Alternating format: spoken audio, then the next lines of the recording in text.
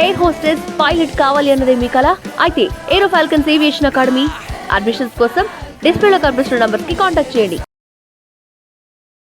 Hi hello నమస్తే, నేను మీ మౌనిక. ఇప్పటికే కే కల్చర్ గురించి చాలా విషయాలు మీకు తెలియజేశాను. బట్ ఇంకొక విషయం కూడా చాలా క్లియర్గా చెప్పాలనే ఉద్దేశంతో మళ్ళీ ఆ కే కల్చర్ గురించే మాట్లాడుకోవడం జరుగుతుంది.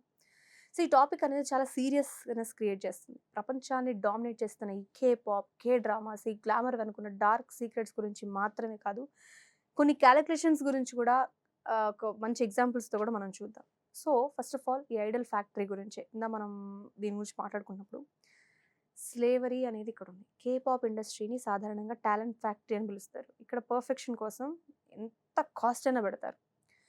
సో ఒక ఐడల్ డెబ్యూ అయ్యే ముందు ట్రైనీగా వాళ్ళు 3 to 5 years కష్టపడి పనిచేయాల్సి ఉంటుంది. కొంతమంది 10 years వరకు కూడా ట్రైనింగ్ తీసుకుంటూనే ఉంటారు.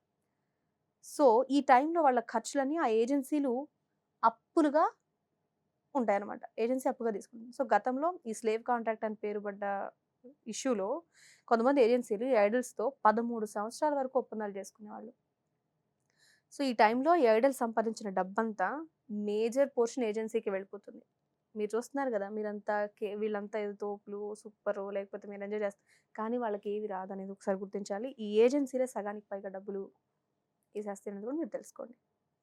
అంటే మీరు చూసే హీరో బేసికల్గా మన ఇండియాలో ఏమవుతుంది, ఎవరైనా మూవీ చేశారు అంటే ఖచ్చితంగా అమౌంట్ హీరోకి ఇంత అని రెమ్యునరేషన్ మనకు తెలుస్తుంది. కానీ మీరు చూసే కే డ్రామాస్లో, లేకపోతే కే పాప్ కల్చర్లో, ముఖ్యంగా డ్రామాస్ కన్నా కూడా కే పాప్ కల్చర్లో వాళ్ళని ఏజెన్సీలు కొనుగోలు చేసి వాళ్ళకి వచ్చే అమౌంట్ అంతా ఏజెన్సీలే చక్కగా ఆహారంగా భుజిస్తారు.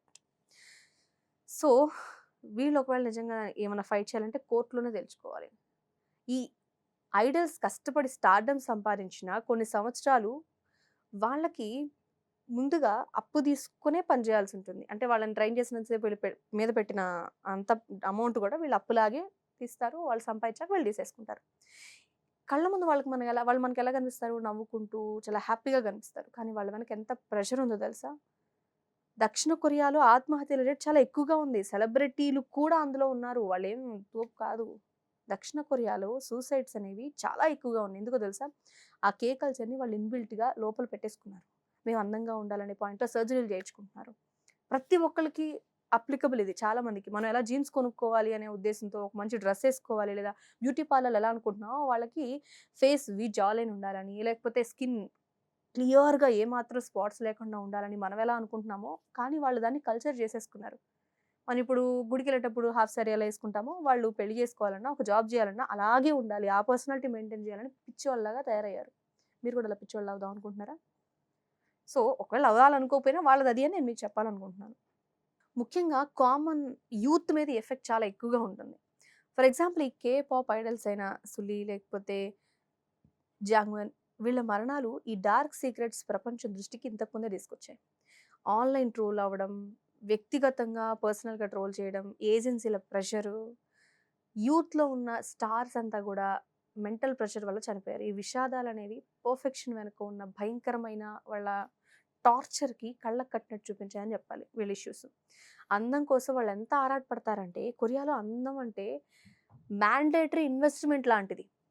సో అక్కడ వాళ్ళ ఆ కంప్లీట్నెస్, సన్నగా అందంగా కనపడడం కోసం సర్జరీలనే మెయిన్ పాయింట్గా తీసుకుంటున్నారు.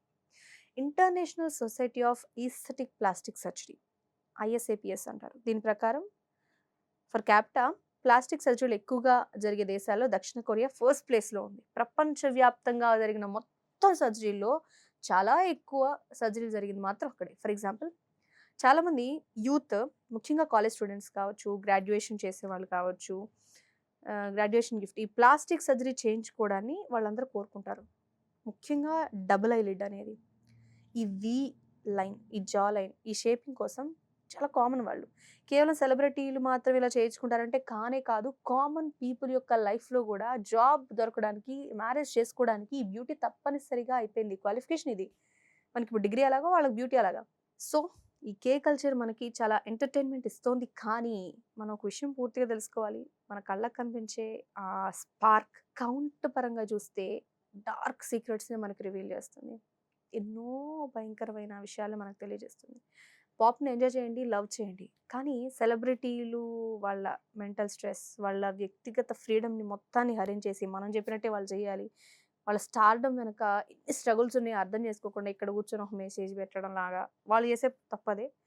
వాళ్ళు ఇక లైఫ్‌లో బ్యూటీని అంత దగ్గరకు తీసుకున్నారు. ఇండియా అంటే భయమేస్తుంది. ఇప్పుడు రాబోయే రోజుల్లో మేమెక్కడ కొరియన్స్ లాగా ఉండాలంటే పిచ్చోళ్ళైపోతారా మీరంతా అనే భయంతో ఈ వీడియో చేయడం జరుగుతుంది. So, be practical. ఎంటర్‌టైన్‌మెంట్‌గా తీసుకోండి. ఆపాదించేసుకొని ఇదే మా జీవితం బీటీఎస్ అని చెప్పుకోకండి అనేది చెప్పాలనేదే నా ఉద్దేశం. సో, మీ ఒపీనియన్ ఏంటి? తిట్టుకున్నా నాకేం ప్రాబ్లమ్ లేదు. But this is the ground reality. Thank you so much.